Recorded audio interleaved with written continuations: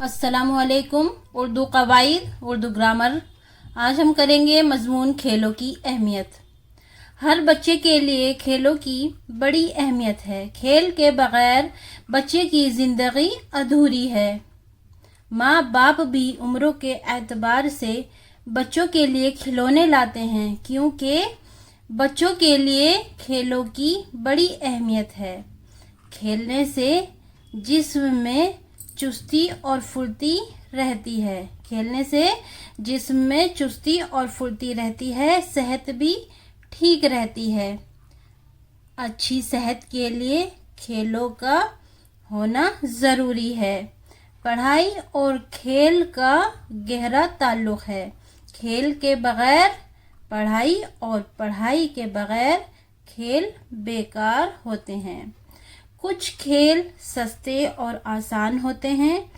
इनको हर जगह और हर बच्चा खेल सकता है, जैसे खो खो, डंड बैठक, दौड़, कबड्डी वगैरह।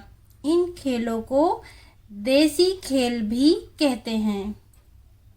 कुछ खेलों में सामान की ज़रूरत भी होती है, जैसे क्रिकेट, फुटबॉल, हॉकी वगैरह।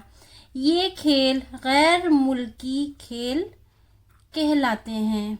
कुछ घरों में खेलने के खेल होते हैं, जिनको घरेलू खेल कहा जाता है, जैसे शतरंज, कैरम बोर्ड, टेबल टेनिस वगैरह। खेलों से हमें वक्त की पाबंदी करना आ जाती है, क्योंकि हर खेल के लिए मुकर्ररा वक्त होता है। आपस में मेल मिलाप का सबक सीखने को मिलता है।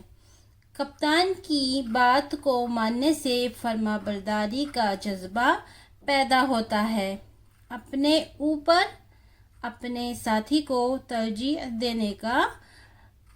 देने का जज्बा उभरता है।